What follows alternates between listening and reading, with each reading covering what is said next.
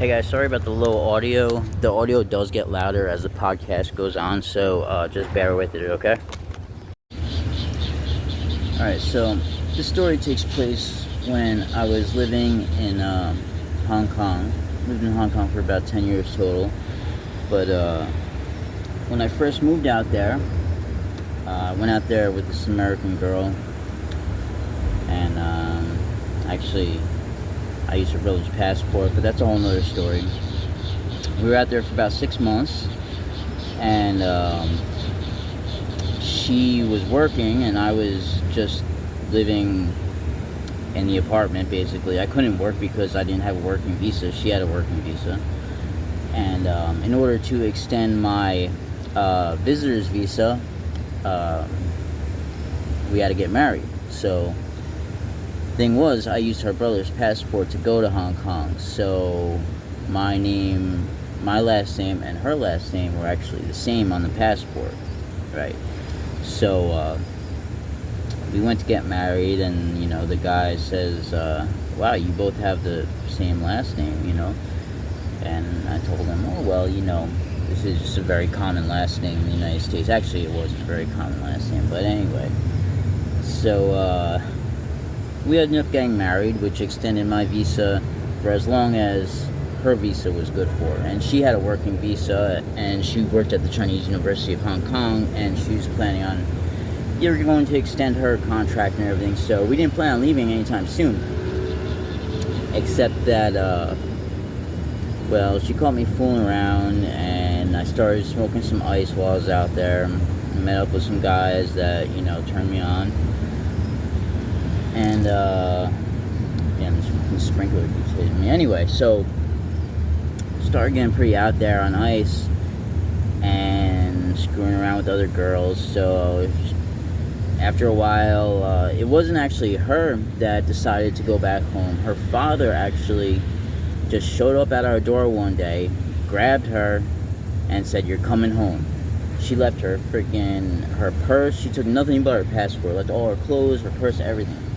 I never spoke to her again. So I was in the middle of a pretty serious binge, right? So, I was getting pretty out there on ice. I just started hearing voices and seeing demons on the walls and everything like that, So one day, mind you, I'm in Hong Kong. I didn't know the language at that time. And since she had left the country, that made my visa not valid as well. Since she left, my visa was dependent on hers. So when she left, my visa was not valid. So basically, I was overstaying my visa. And if you know anything about Hong Kong and China, the police officers, they can stop you at any time and check your passport and basically shake you down, see what you have in your pockets. It's not like the United States where they need a search warrant or something like that. So yeah, I continued smoking, and all I did all day, since I didn't really know anybody over there, was just use a little bit of money I had, and the apartment was paid for 3 months.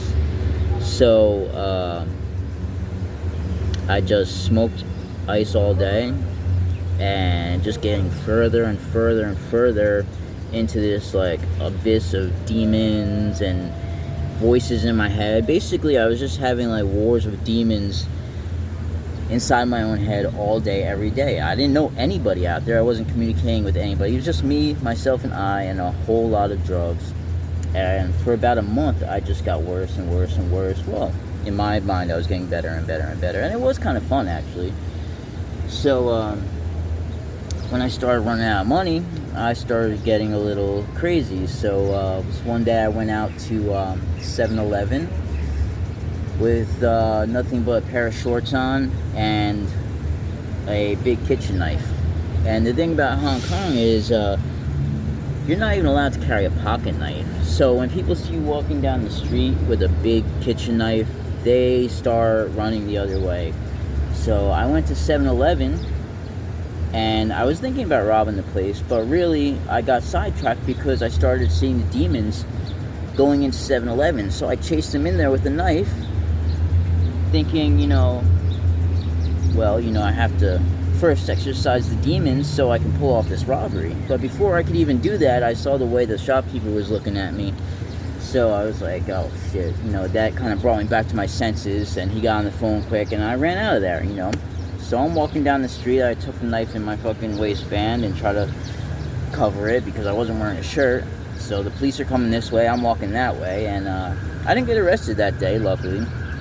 So a couple days later, I'm sitting in my apartment, and here come the demons again, and they start out in my head, right? You start hearing them, you start hearing the voices, and you're arguing with them, and whatever I try to use a logical, kind of sensible argument. Some people just go crazy and start babbling to themselves.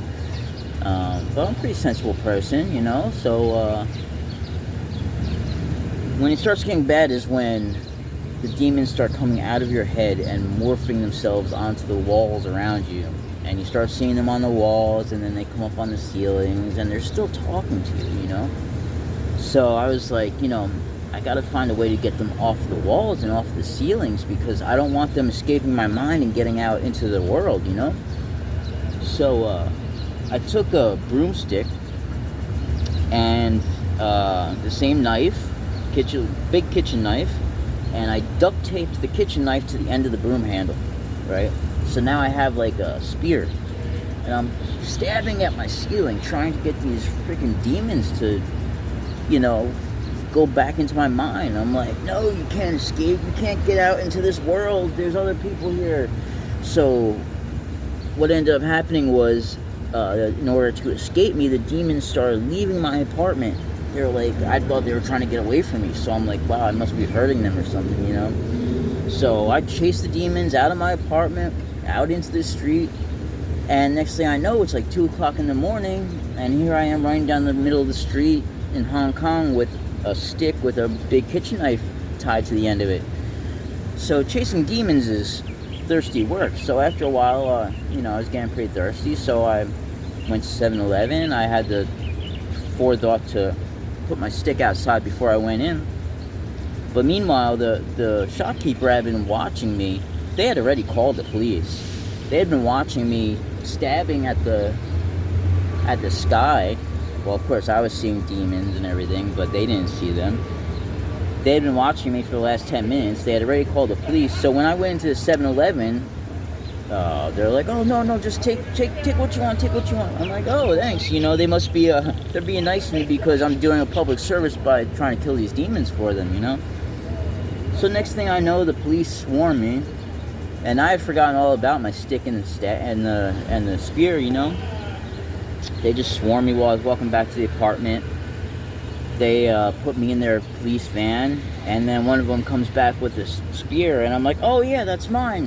I was just trying to kill the demons, I was trying to help you guys out, and he's like, oh, this is illegal, blah, blah, blah, blah, blah. They're trying to speak to me in their broken English and everything. But anyway, they take me to the police station. They find out my visa was expired. I overstayed my visa. And what ended up happening, actually, was while they were figuring out what they were going to do to me, this other investigator came by, and he saw me, and he said, wow, that looks a lot like the Guaylo, which is their word for an American person or a Western guy. That's the Guaylo that tried to rob the 7-Eleven the other day. So they had my face, from the security footage and everything. They ended up arresting me for the robbery also.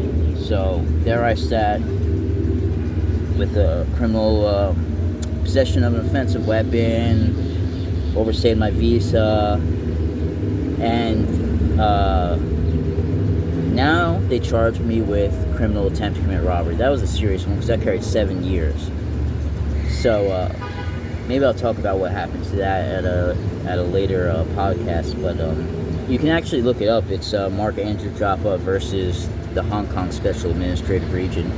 You can get an overview of the case and everything. I'm pretty sure the details are online and the judge's ultimate ruling. But anyway, so along comes the U.S. consulate, and whenever you get arrested in a foreign country, your consulate, well, especially the U.S., because they have a decent consulate, relatively, they come and they ask you, are they treating you well? Are they violating your rights? Are they feeding you?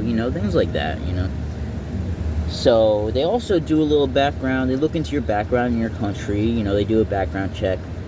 Well, they realize that, hey, the guy whose passport he's using is working and paying taxes right now in the United States. It didn't take them long to realize that I wasn't the guy whose name was on the passport. So when they came to see me, they said, hey, Mark, we have to tell the Hong Kong police that you used a false passport to come into the country. If we don't, it could be an international incident. We have to, once we have this information, we have to share it with the local police. So, I was just blown then, I was like, I'm trying to help people. I was just trying to get rid of the demons, they're all over the place, Anyway, I ended up spending a little bit of time in jail, but like I said, I'll tell you the whole story afterwards, because it's getting kind of long now. But so eventually, they had charged me then, but with now I had making a false statement to an immigration officer for coming into the country with somebody else's passport, possession of offensive weapon, criminal attempt to commit robbery, and overstay. So I was pretty much screwed, and I was on remand in Hong Kong for quite a while. But yeah, like I said, I'll get into that in another podcast. Take it easy. Hey guys, if you like this podcast and you want me to make some more, for your viewing pleasure or whatever kind of pleasure you get out of it, please subscribe. It really helps me out. Subscribe, like, comment, whatever you like. Just, subscribe, tell your friends. Appreciate it. Thank you.